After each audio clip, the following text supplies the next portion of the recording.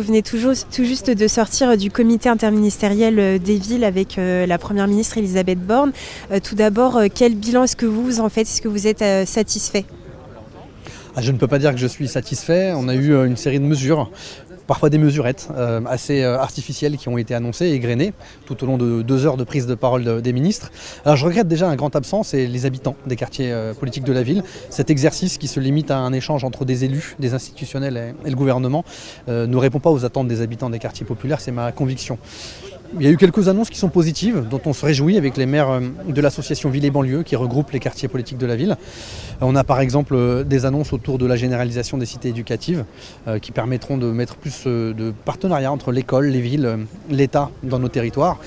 On a des annonces aussi qui sont pour l'instant cosmétiques, mais dont on attend de voir si elles peuvent porter sur le territoire pour lutter contre la ghettoisation, notamment le fait d'attribuer des logements aux familles les plus pauvres dans les quartiers qui sont déjà les plus pauvres. Ça contribue à ghettoiser encore nos quartiers et on espère pouvoir en sortir. Mais il n'y a pas de mesure de rupture, il n'y a pas de souffle, il n'y a pas une ambition à la hauteur de nos attentes. Et pour l'instant, je ne vois pas les ingrédients qui permettraient d'éviter les situations que nous avons connues il y a quelques mois avec l'explosion de colère dans nos quartiers. Et à votre avis, quelle est aujourd'hui la première urgence à prendre en compte, ou peut-être les premières urgences à prendre en compte? Il y en a malheureusement plusieurs. Le défi éducatif, évidemment. Tant qu'on a 100 000 enfants qui sortent du système scolaire en étant déscolarisés, sans diplôme, qui ne sont pas accompagnés à partir de 16 ans, eh bien, on continuera de produire de la vulnérabilité, de la fragilité, de l'échec, de la frustration, du ressentiment et de la colère chez une partie de notre jeunesse. Donc réussir à être capable de lutter contre le décrochage et contre l'échec scolaire, mais dès le plus jeune âge, c'est quelque chose qu'il faut amplifier et renforcer. La question de l'emploi aussi est évidemment un sujet majeur. Il faut pouvoir apporter des emplois dans ces quartiers, permettre des débouchés, y compris pour ceux qui n'ont pas forcément des grands diplômes.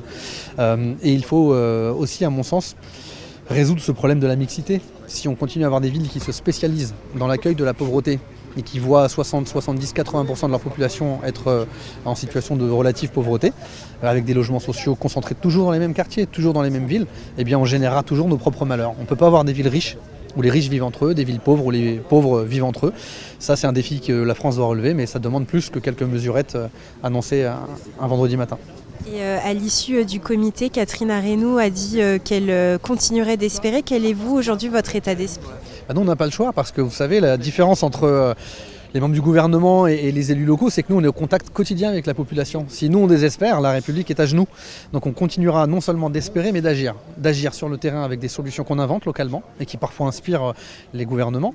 Et puis aussi d'exiger et d'être attentif, exigeant vis-à-vis des pouvoirs publics pour que l'ensemble des ministères, l'ensemble de ce qu'on appelle le droit commun, mettent les moyens nécessaires dans nos quartiers. Je rappelle qu'en matière d'éducation, en matière de sécurité, en matière de justice, plusieurs rapports ont établi le fait que dans nos quartiers, il y a moins de moyens de l'État.